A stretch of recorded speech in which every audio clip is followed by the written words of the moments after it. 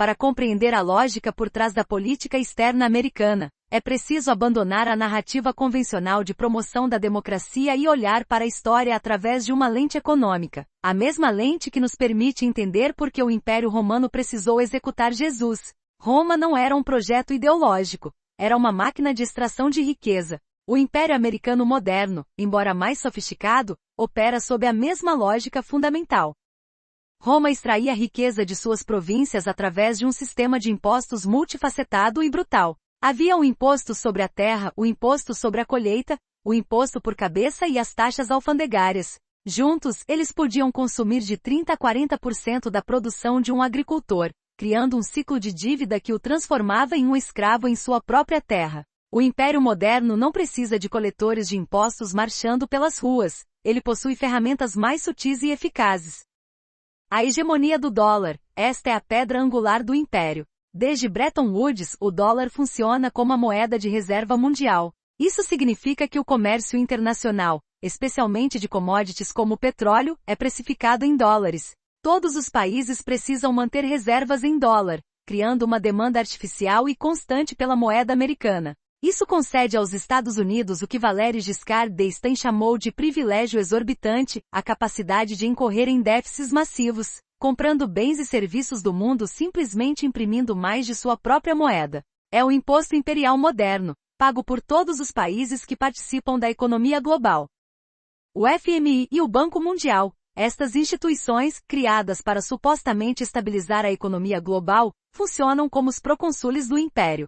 Quando um país enfrenta uma crise de balanço de pagamentos, muitas vezes causada pela própria estrutura do sistema, o FMI e o Banco Mundial oferecem resgates. Em troca, exigem a implementação de programas de ajustamento estrutural. Esses programas são uma receita padronizada, privatização de empresas estatais, desregulamentação dos mercados financeiros, cortes drásticos nos gastos sociais, a chamada austeridade e abertura total ao capital estrangeiro. O resultado é a destruição da soberania econômica e a entrega dos ativos do país a corporações multinacionais, principalmente americanas.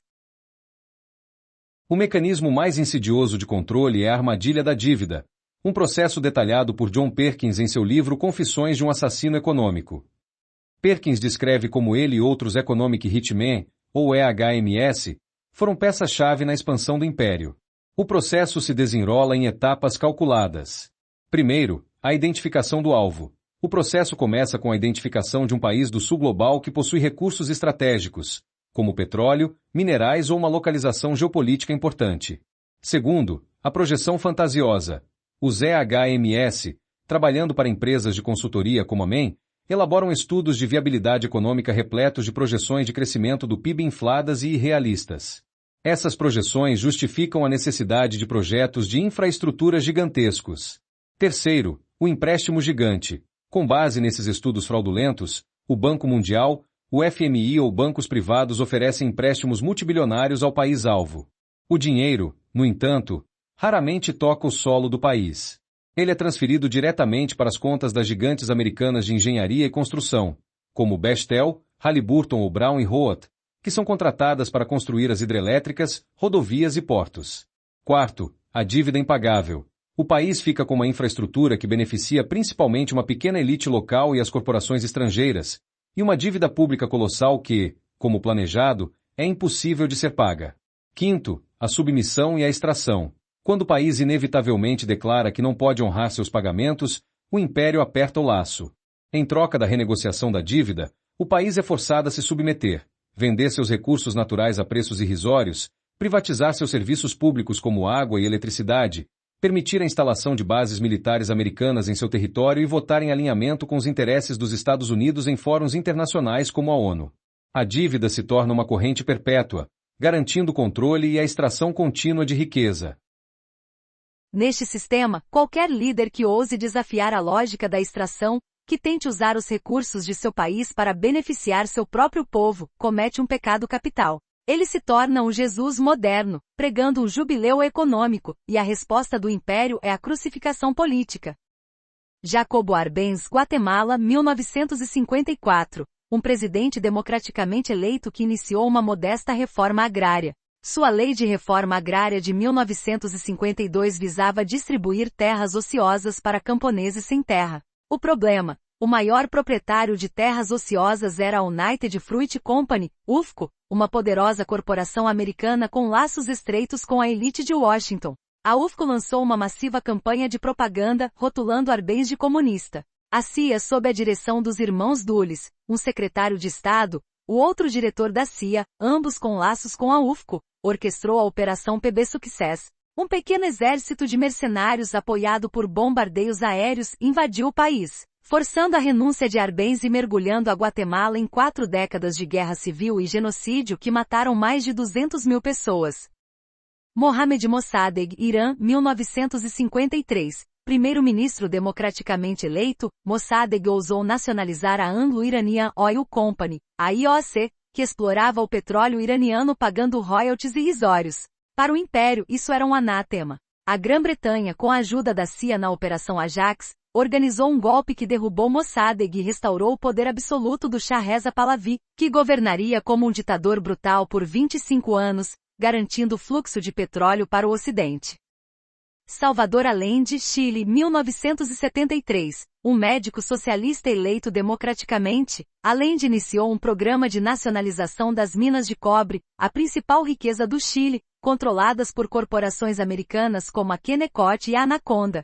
O presidente Nixon instruiu a CIA a fazer a economia gritar. Após anos de desestabilização econômica e política, o general Augusto Pinochet liderou um golpe militar em 11 de setembro de 1973. O palácio presidencial foi bombardeado, Allende morreu, e uma ditadura selvagem que torturou e matou milhares de chilenos foi instalada, transformando o país no primeiro laboratório para as políticas neoliberais da Escola de Chicago.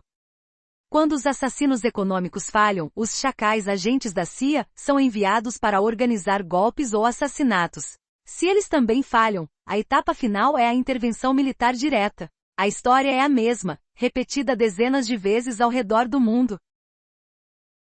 Assim como os primeiros cristãos, confrontados com a brutalidade do Império Romano, criaram a koinonia, uma comunidade baseada na partilha de bens e na ajuda mútua. Hoje vemos o surgimento de movimentos que buscam construir uma alternativa ao sistema imperial. A resistência não é mais apenas sobre um líder carismático, é sobre a construção de uma nova arquitetura global. A desdolarização. O movimento mais significativo é a tentativa de criar um sistema financeiro multipolar. Países como China e Rússia, junto com o bloco BRICS, Brasil, Rússia, Índia, China, África do Sul e novos membros, estão ativamente buscando reduzir sua dependência do dólar. Isso inclui a realização de comércio em suas próprias moedas, a criação de sistemas de pagamento alternativos ao SWIFT, como o CIP chinês, e o acúmulo de reservas em ouro em vez de títulos do Tesouro americano. Cada transação que contorna o dólar é um pequeno golpe na fundação do império. Instituições alternativas.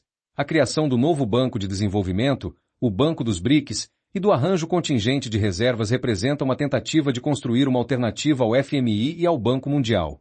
São instituições que, em teoria, oferecem financiamento para o desenvolvimento sem as condicionalidades predatórias impostas por Washington. Cooperação Sul-Sul. Iniciativas como a Belt and Road da China, embora com suas próprias complexidades e críticas, representam um modelo de investimento em infraestrutura que não se baseia na armadilha da dívida da mesma forma que o modelo ocidental.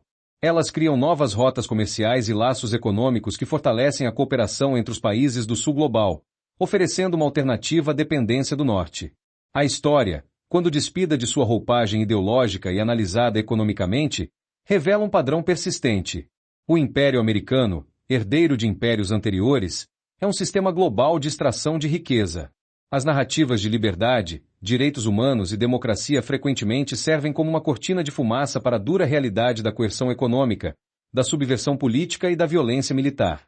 Compreender este sistema não é se entregar a teorias da conspiração, mas sim reconhecer que a luta por um mundo mais justo e equitativo é, em sua essência, uma luta anti-imperial.